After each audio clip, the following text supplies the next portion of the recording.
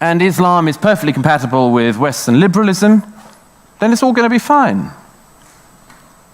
But if they're wrong, our society is screwed. Douglas Murray walks into a room that already thinks he's wrong. The motion says Islam is a religion of peace. He gets 10 minutes to argue the other way. He brings the Quran, the Hadith, and a stack of British polling. The Charlie Hebdo attack comes up. So does a quote from Mehdi Hassan. Then the room interrupts him. Watch what he does with that. So let's get into it. What is Islam? What is Islam? We've had a lot of talk already tonight about it, and I've only got 10 minutes, so I'm very unlikely to be able to give you a comprehensive definition.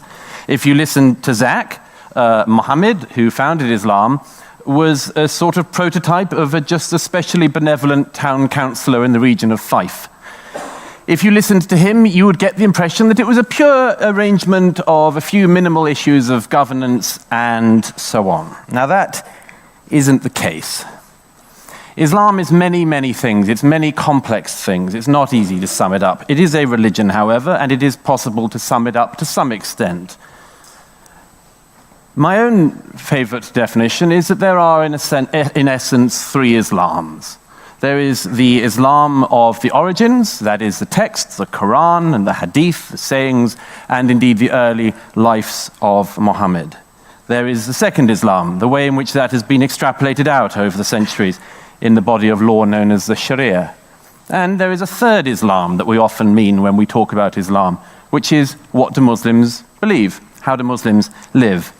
Now, these are very, very deep waters, but there isn't any point in seeing deep waters unless you plunge straight in. Zach said in his comments that we must return to Islam's religious values. But the problem is that Zach's version of Islam's religious values is going to be very different from a lot of other people's. And let me put this point to you at its hardest, but I think it's necessary and it's truthful. Groups like ISIS have the worst possible interpretation of Islam.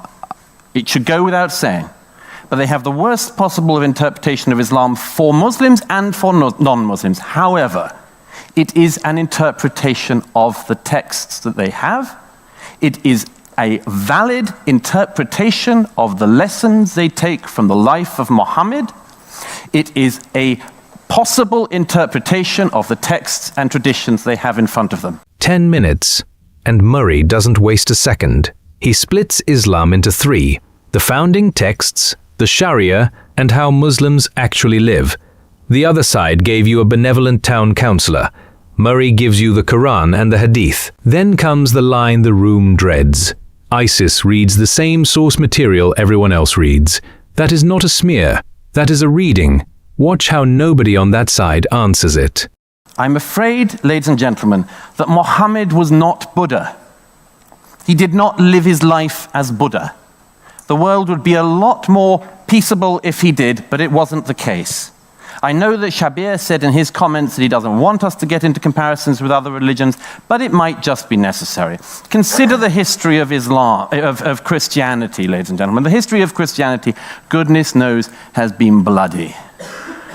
Would it have been more bloody or less bloody if on even one occasion, when one of Jesus' disciples comes to him and says, how many times should I forgive my brother? 7 times or 70 times 7. If instead of saying forgive him endlessly, which is what Jesus ends up saying, he'd have said chop off his head. What would have happened to the history of Christianity if even on one occasion when a woman is brought to Jesus found in adultery, instead of saying he who is without sin casts the first stone, said stone her? I think we can all agree, we should all be able to agree, in a place like this, the history of Christianity would have been bloodier. So it is with Islam. And I know that in a house like this, in this particular era, it's necessary to pretend that some people believe in Christianity, some people believe in Islam, some people do yoga, and that there isn't very much difference between them. There is, ladies and gentlemen. The origins matter. And I've got a lot to get through. in a situation like the one we have with Islam, where we're forever told, and with some legitimacy, that there are no authorities in Islam, or there are no pope-like authorities and so on, there is something in this. If that is the case, then those origins matter even more. You can all go home tonight and not only watch YouTube, but read a Quran, read the Hadith, read the early lives of Muhammad, and you can see it for yourselves. Now that is a conversation we should be able to have, and we should be having. And there should not be this denialism. There should not be this pretense that the texts and the origins and the life of Muhammad are not a problem. They're a huge problem, ladies and gentlemen, I can tell you. Look at what he just did with Christianity. He didn't say it was cleaner. He said its history was bloody too. Then he asks the counterfactual. Nobody asks. What if Jesus had said, chop off his head? What if he had said, stone her? Origins matter. And the room knows it. That applause is the sound of denialism cracking. Another person who assumes that this side has done no reading. I would like to turn to something else that the other side came up with, which was something else that Zach said. Zach said Islam is not the actions of Muslims. If it's not the texts, and it's not the traditions, and it's not the actions of Muslims, and it's going to be very hard to work out what Islam is. But let me tell you some facts that should interest this House about what Muslims think. And I'm not going to go to Saudi Arabia. I don't need to go to Saudi Arabia. I don't need to go to the Gulf states. I don't need to go to Iran. I'll just use the opinions of Muslims in Britain. So here we go. Here's one. It's generally agreed that the modern liberal state includes the right of sexual minorities to live their lives and find love as they wish. A Gallup poll carried out here in the UK in 2009 found that 0% of British Muslims think that homosexuality is acceptable. 0. An ICM poll carried out last year found that 52% of British Muslims think that homosexuality should be made illegal. 52% of British Muslims last year.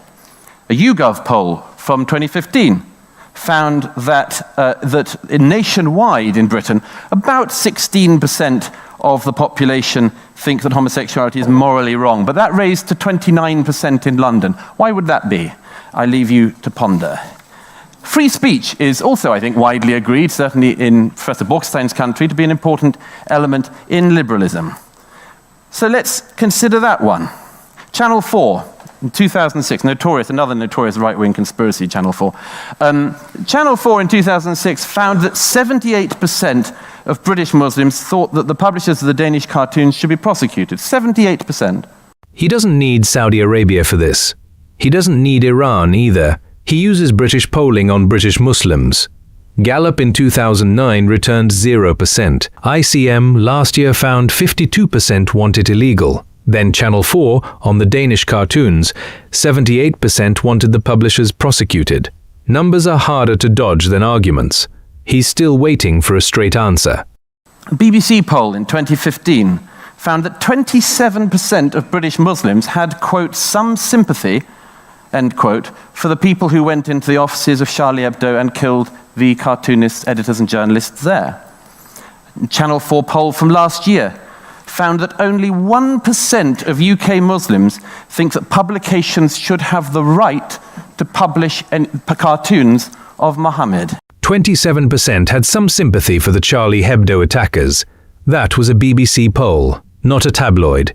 1% defended the right to print the cartoons. He lands the number and the room stiffens. Then someone cuts in with a hadith. Watch what he does with that story.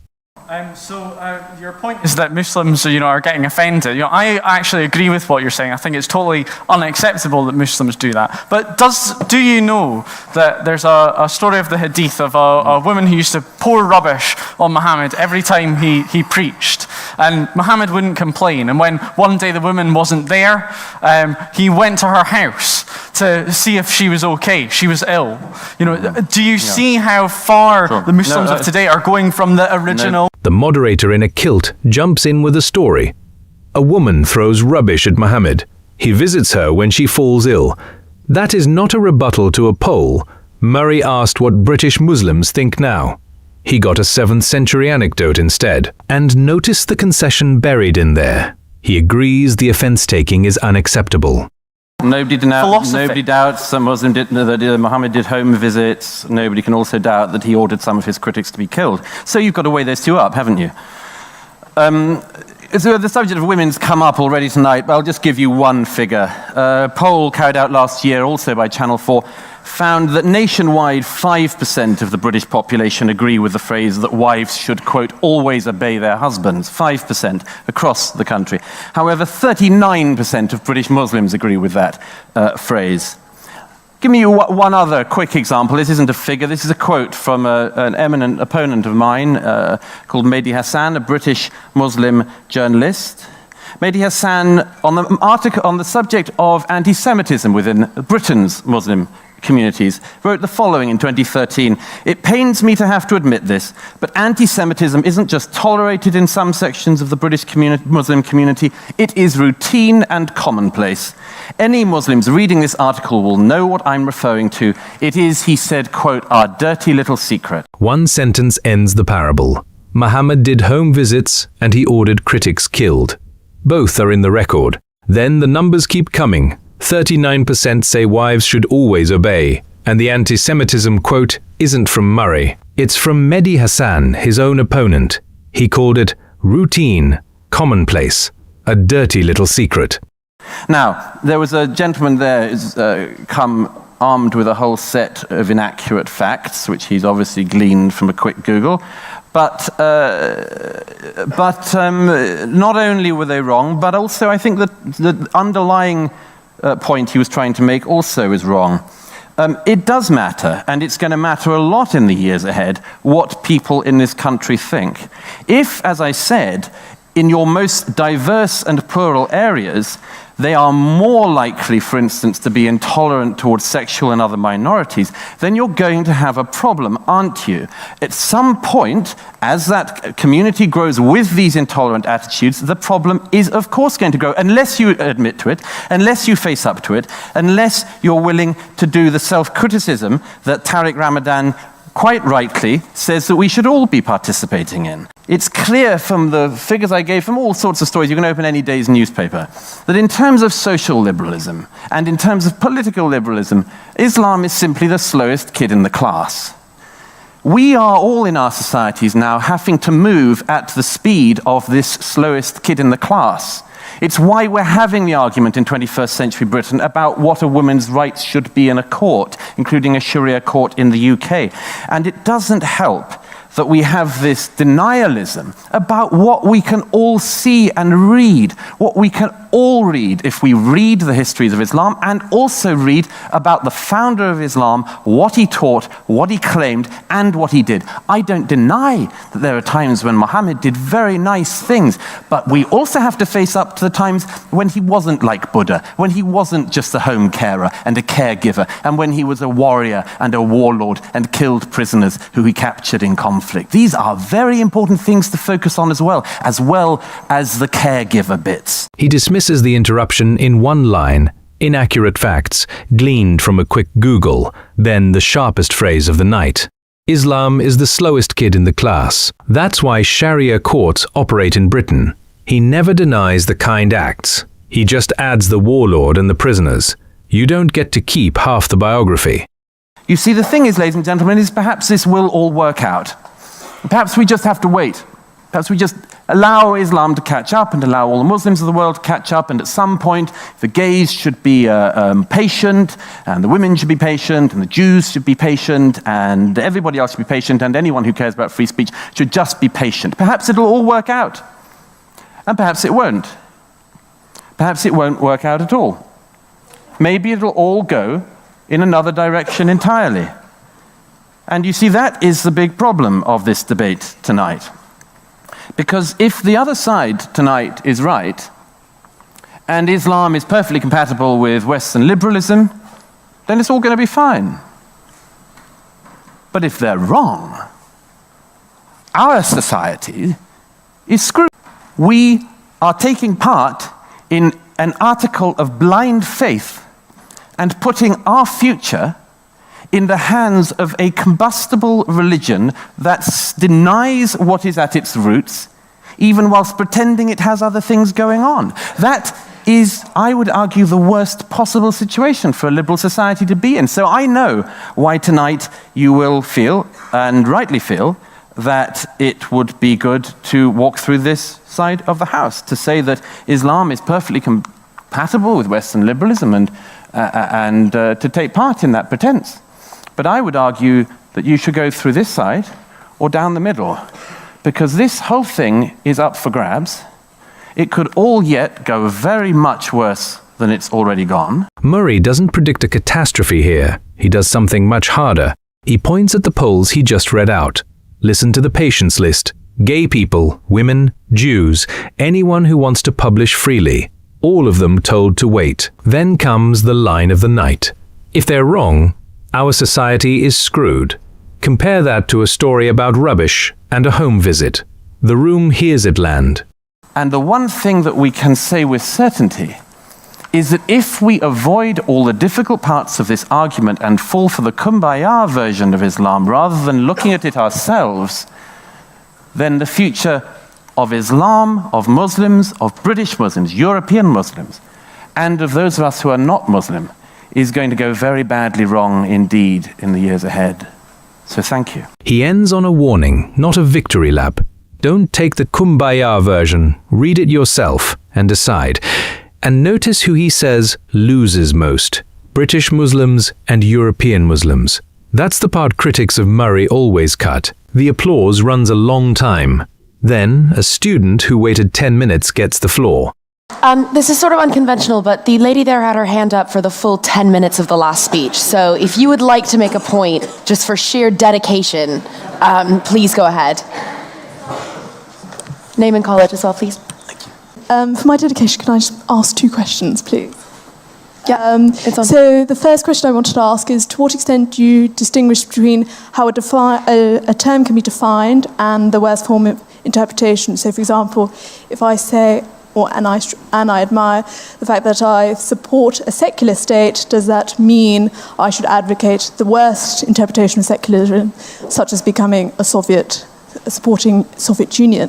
Second question I want to ask is, to what extent would you distinguish, as you rightly say, the British Muslims being very anti-homosexual, as being following tribal cultures from South Asia, or because we know that that type of idea of killing homosexuality, being anti-homosexual, is not just restricted to Muslims in South Asia, but also Hindus in South Asia, Sikhs in South Asia, and Christians in African countries. Thank you. 2 questions, both aimed at the same escape route. First comes the Soviet Union analogy. Supporting secularism doesn't mean supporting Stalin. Fair enough as a rule. But Murray never claimed ISIS is the only reading. He claimed it's a permitted one. Second, she moves it to South Asian culture. Hindus, Sikhs, Christians in Africa, everyone does it. Watch him name that move for what it is. Well, it's a very good question. I'm sorry I had so much to get through that I had to leave you with a numb arm, but thank you for persevering. On the first of those things, no, I think that actually what the other side, by the way, did this evening was actually to essentialize Western culture. We hear a lot about the essentializing of Islam, very little about the essentializing of our culture. Immediately, Tariq Ramadan and others go on to colonialism and so on. It's as if the history of countries like ours is only one of colonialism. It's as if the rest of what we've achieved is as nothing. As for your second question, this is another way to evade it. I don't know any Jew or Christian who doesn't deny chapters in Leviticus, okay? But I find it very, very commonplace, as we had this evening, that people ignore that the hadith, the sayings of Muhammad, are pretty strong on the matter of what you do about the gays. He calls the second question an evasion, and he flips the essentializing charge back. Everyone worries about essentializing Islam. Nobody worries about reducing the West to colonialism. Tariq Ramadan gets named directly. Then the Leviticus comparison collapses. Christians and Jews already ignore those chapters. The hadith are a different problem entirely. And he says exactly why next.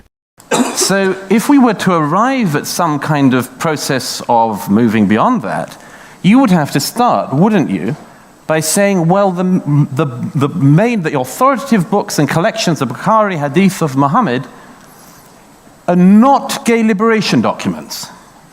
any more than their women's liberation documents. You would start by admitting that, but we always go around the other way. We always go, no, it's a specific, it's a cultural thing. It's not to do with religion, it's to do with a particular tribal thing. Often then, it's, as we hear quite often about this, it's that the British and other colonial powers imported homophobia to the Muslim world, which otherwise was just great with us gays.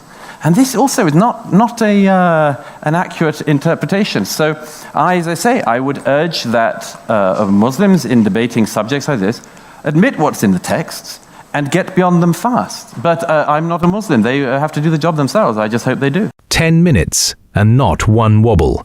Murray never argued that Muslims are the problem.